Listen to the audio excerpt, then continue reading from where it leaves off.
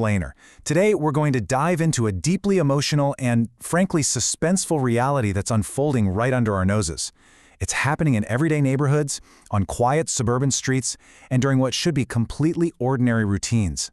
But beneath that calm surface of normality, there is a silent epidemic of fear taking root. So I want you to keep this specific question in the back of your mind as we go through this. Is society becoming more divided than we realize? Because what the sources reveal is a growing tension, a silent suffering, and a very real, everyday fear that is gripping normal people right now. We're going to unpack how a string of recent events is forcing an entire community to question its place and safety, and ultimately, what that might mean for the rest of us. Section 1. The Interrupted Mundane. According to a recent Guardian report, just this week in Golders Green, which is a leafy, typically quiet suburb in North London, 2 men were suddenly stabbed. One of the victims was a 76-year-old man. It happened right in an area home to a large Jewish community. But honestly, the most chilling detail the source points out isn't just the violence itself, it's the reaction. Very few people in the community were actually surprised by it. Just let that sink in for a second. When violence in your own neighborhood no longer surprises you, something has fundamentally changed. And when we trace the events from the past few months, we can see exactly why they weren't surprised.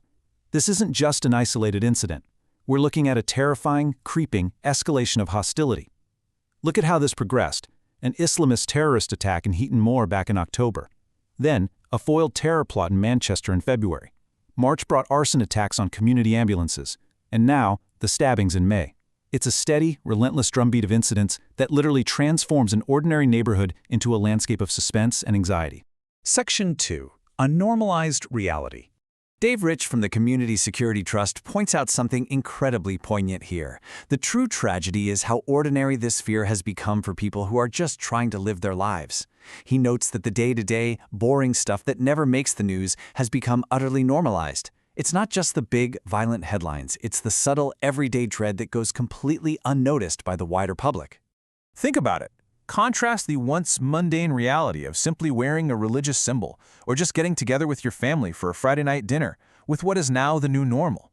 For many, that new normal means actively hiding who they are out of fear. People are literally removing symbols that might identify them.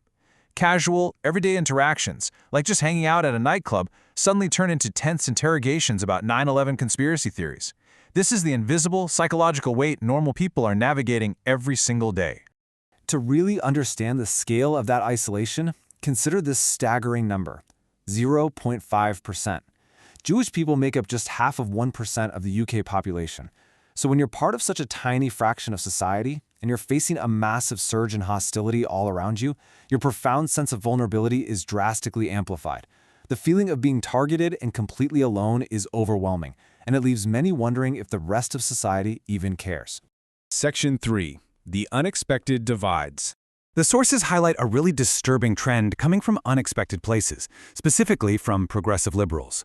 Reports indicate that legitimate political criticism of Israel has in many cases dangerously slipped into an uncontrollable hatred against Jewish people in the diaspora. The source describes this as a legitimized hatred that's taken root in left-wing opinion. And the danger is that this kind of atmosphere easily generates more uncontrollable attacks on everyday, normal citizens, like that 76-year-old victim we mentioned earlier, who has absolutely nothing to do with government policies. The data also brings up another incredibly complex and delicate layer to this. It shows higher levels of anti-Semitism within some parts of British Muslim communities. Now, the reporters add a massive, crucial caveat here. This absolutely does not represent the majority of Muslims. On top of that, anti-Muslim prejudice remains a very real, severe problem in its own right. However, the source warns that avoiding the sensitive topic is actually dangerous.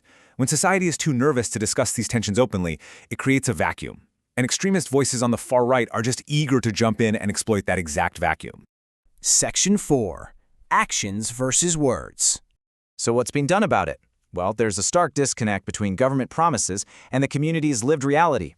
Prime Minister Starmer vowed that these incidents were an attack on all of us, and he even committed a $25 million security boost, along with a new Met Police unit for countering extremism. But the reality on the ground? Completely different. When he visited the area, he was heavily heckled by crowds feeling deeply abandoned. And this stems from historic, chronic underinvestment in community relations over the last 2 decades. There's a deep-seated distrust there that words alone simply cannot fix. Section 5. A Deeper Divide. But here's the thing.